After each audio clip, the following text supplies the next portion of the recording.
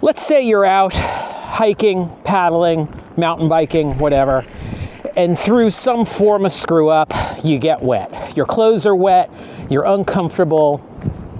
Let's talk about how to deal with that in the backcountry, how to get your clothes dry, as well as how to prevent it from happening in the first place. Let's go.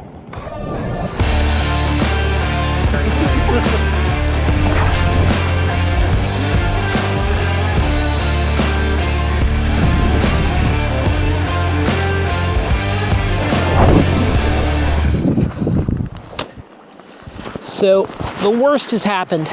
Maybe you've fallen in the creek, or your jacket leaked through, or maybe you just got sweaty and now your base layer is wet. There are a couple of ways that you can deal with that in the backcountry to dry things out.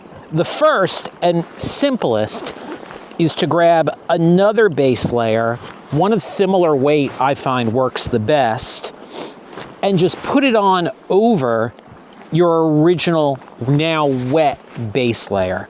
The warmth from your body is gonna trap that moist layer and warm it up really well, and then wick that moisture away. So if you're doing a day of hiking with a wet base layer and a dry base layer over it, and then even a shell jacket and a fleece keeping you warm, all that moisture is gonna dry that out, and that moisture is just gonna wick away from you.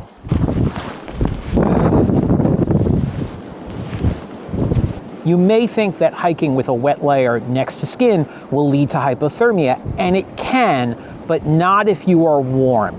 Warm and wet is not bad. It may be a little uncomfortable, but it's not bad. Cold and wet is bad. That's what leads to hypothermia. Kayaking, this can happen a couple ways. If you're wearing a dry suit, it's usually condensation or sweat. If you're paddling without a dry suit, it's super simple to get wet. It actually happens frequently when I'm getting in and out of the boat. In those situations, what I'll do is I'll just sacrifice what I'm wearing as like wet paddling layers.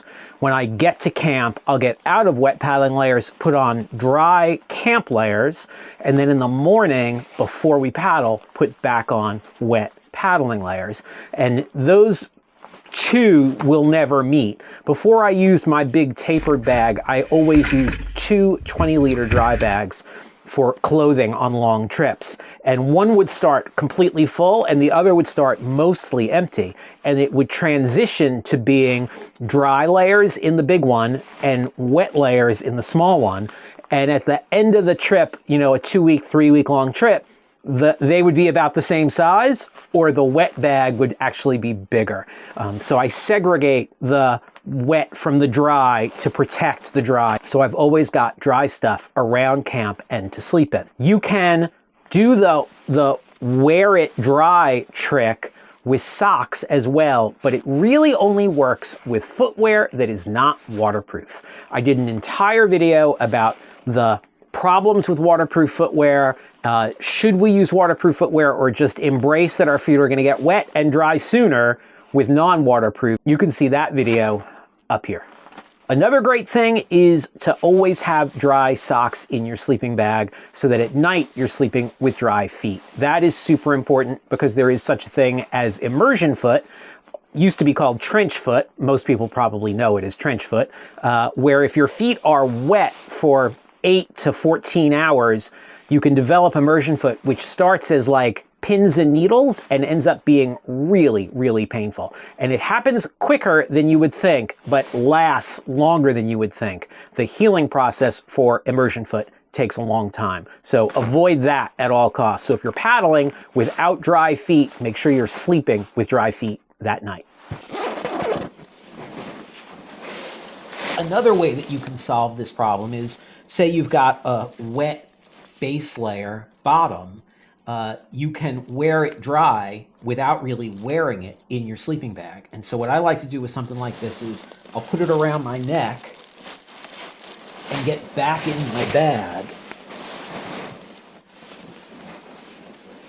zip it up and go to sleep. And in the morning when I wake up, it'll be dry because the trapped body heat inside the bag will force this to wick moisture away and then wick it through the bag. It's one of the reasons why I, as sort of an old school paddler, prefers a synthetic bag, because I really trust them when they get wet. Now, I know that that makes no sense because modern treated down sleeping bags should wick moisture just as well, but I'm a little old and a little old school, and so I don't fully trust them. That said, I'm usually using down bags these days, so I'm sure that this will happen at some point in the future.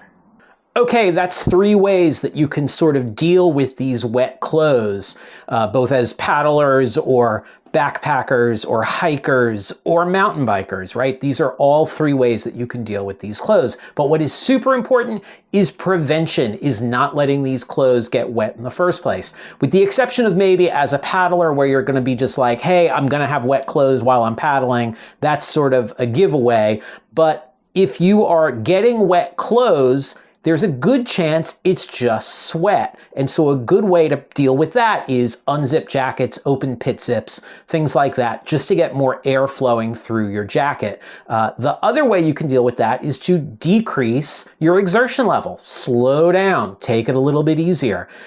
You can definitely still make good mileage without working quite as hard. You may not want to sacrifice clothing in terms of it getting wet and then you getting cold. If this problem is not exertion related, is not sweat or condensation inside of a dry suit, and say your jacket is wetting through, you probably need to reapply the DWR coating on your jacket. That is going to be a topic for another day. If you found this helpful, if you learned something or you just had fun, do me a favor, hit like, hit subscribe.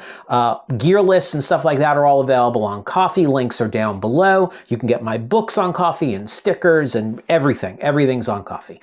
So I hope you enjoyed this. I hope this was helpful. I hope this helps you get outside and have more adventures, particularly when the weather isn't great, because I think that's the best time to go because no one else is out there. Okay, I'll see you outside.